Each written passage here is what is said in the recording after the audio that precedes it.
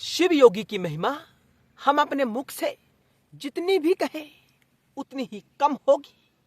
जब व्यक्ति शिव के योग में स्थित हो जाता है तो संपूर्ण इच्छाओं से तृप्त होकर सब प्रकार की सिद्धियों को ग्रहण करके अंतोगत्वा शिव के स्वरूप में स्थित हो जाता है। ये शिव योगी की महिमा है। तो शिव का योगी कितने प्रकार का होता है वो इस वीडियो में समझाने का हम प्रयास करेंगे। दर्शकों, यह रहस्यमय ज्ञान है, इसे अवश्य ग्रहण करना। शिव योगी का जो पहला प्रकार होता है क्रिया योगी। पहले धन एकत्रित किया, उस धन से कुछ सामग्री एकत्रित करके लाए और उस सामग्री से शंकर जी का पूजन किया।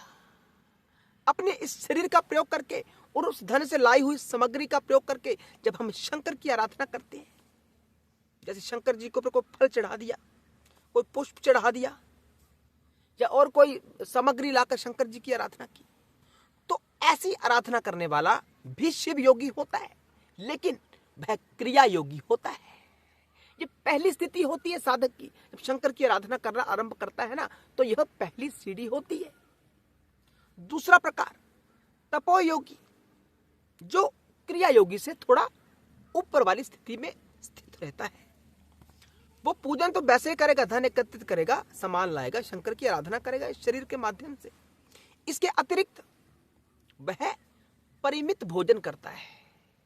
अब ये नहीं कि जब भोजन प्राप्त हुआ तो इतना भर लिया पेट में कि वो बीमारी का कारण बन सकता है। परिमित भोजन यानी अपनी भूख का 80% ही भोजन करें, पेट को खाली रहने दें। और इस योगी का दूसरा क्या विधान होता है, ये अपनी बाहरी इंद्रियों को वश में रखता है।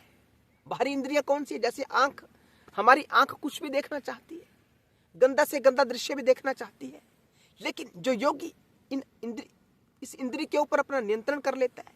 सुनना क्या, निंदा सुनना अच्छा लगता है, किसी का विरोध सुनना अच्छा लगता है, अपनी तारीफ सुनना अच्छा लगता है। इस इंद्री के ऊपर भी नियंत्रण होता है। यानी बाहरी इंद्रियों के ऊपर नियंत्रण करके जो पूजन करता है शंकर जी का, यही नहीं, इसके अतिरिक्त मन को वश में करके, मन तो उड़ान भरता रहता है, कभी मन कुछ चाहता है, कभी कुछ चाहता है, लेकिन जिस योगी ने मन के ऊपर नियंत्रण कर लिया और शंकर की आराधना की, वह तपोयोगी कहलाता है। परिमित भोजन करे, इंद्रियों को वश में रखे, मन को नियंत्रण में रखे, शम दम का भाव जागृत होना चाहिए। तो इस प्रकार का जो योगी होता है वो शिव योगी होता है, और इसी योगी को तपोयोगी कहा जाता है। जो इससे अगली स्थिति होती है, इससे श्रेष्ठ स्थिति जो होती है वह होती है जो सामग्री लाकर शंकर की आराधना तो करता है, बाहरी इंद्रियों को भी वश में रखता है, मन को भी अपने नियंत्रण में रखता है, मन की लगाम को अपने अनुसार चलाता है, आत्मा के हिसाब से चलाता है, लेकिन वो इसके साथ साथ एक योग और करता है, उसका योग करता है, यानी जाप करता है। जाप कौन सा जाप? जैसे कोई मंत्र जाप किया, कोई नाम जाप किया, तो यह शंकर जी के योगी जो तीसरी स्थिति वाला योगी होता है, यह श्रेष्ठ योगी होता है।